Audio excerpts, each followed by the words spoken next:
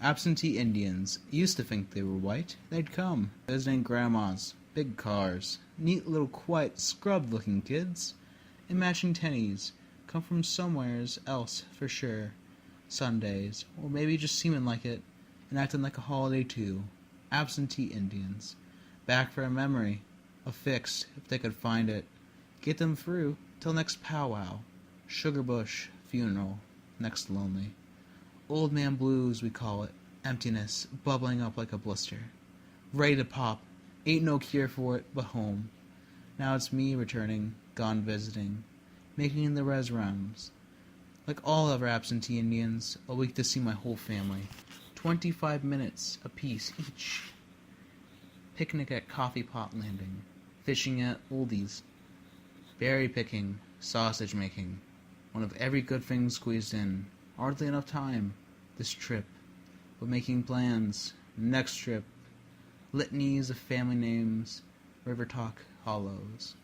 Reciting hunting camps. Pine pitch memories. What used to be. Hoarding remainders. Things never meant to be counted. Like prayer breaths. Searching some magic antidote. Boiling pine boughs. Some sequence of recall. 12 steps. To ward off homesickness. Twice a year, I come to see the folks, he said. A city Indian. Some relative from California. Summers I bring the kids. Want them to learn about their heritage. We used to laugh when he said heritage. Like every book on Indians, instead of people or tribe or life. Ain't hardly laughing now.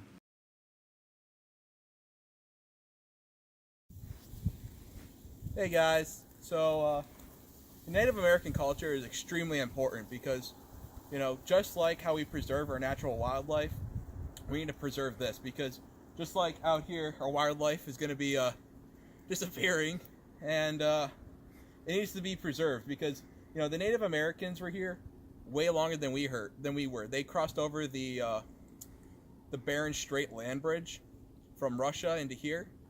They then moved down from Alaska and reached all the way to the southern tip of South America over thousands of years.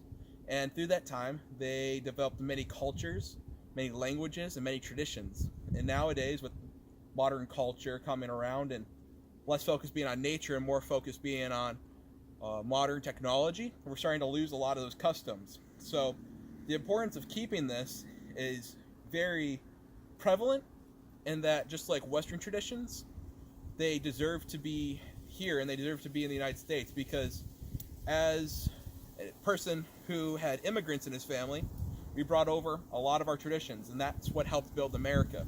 And just like the Native Americans, their traditions have helped America too.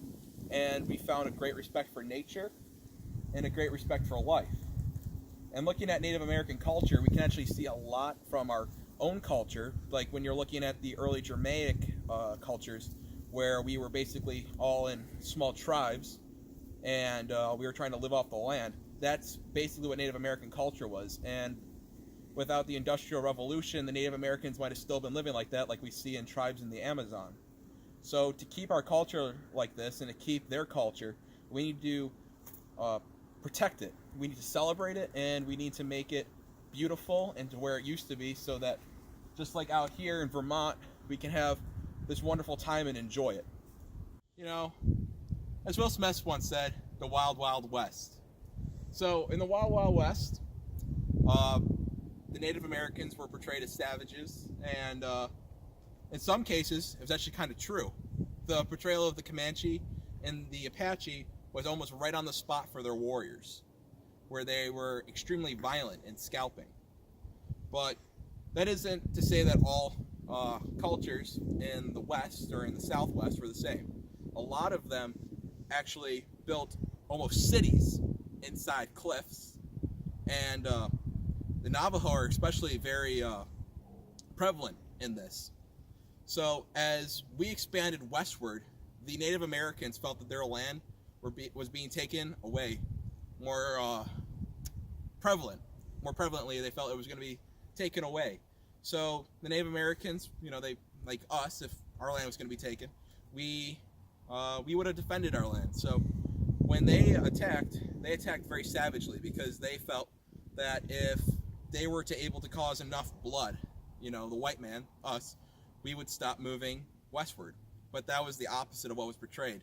It helped out with Western propaganda, and it caused, the American Indian Wars.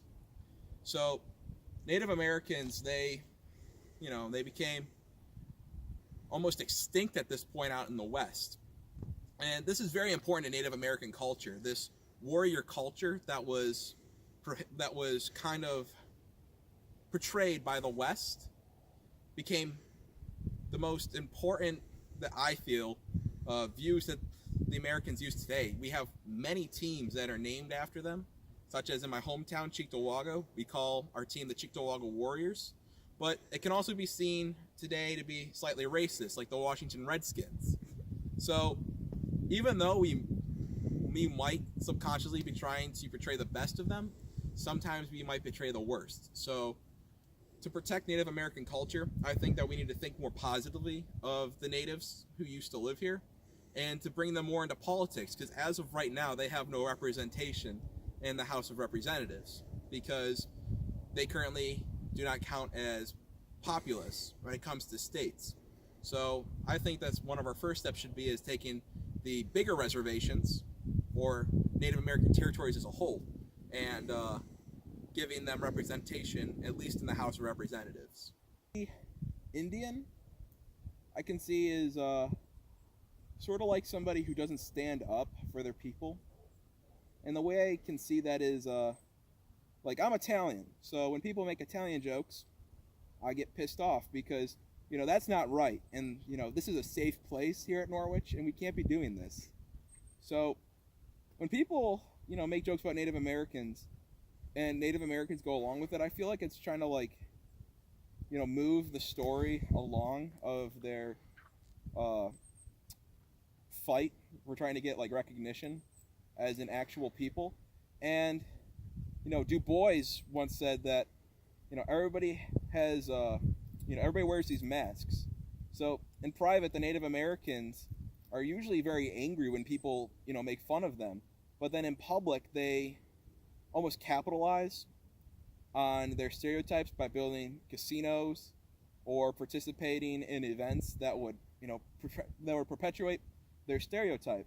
So the absentee Indian can be seen in two ways. I view that it could be seen in the way where they're either trying to make money off of the stereotype, or the people who are really affected by the stereotype but don't have a voice.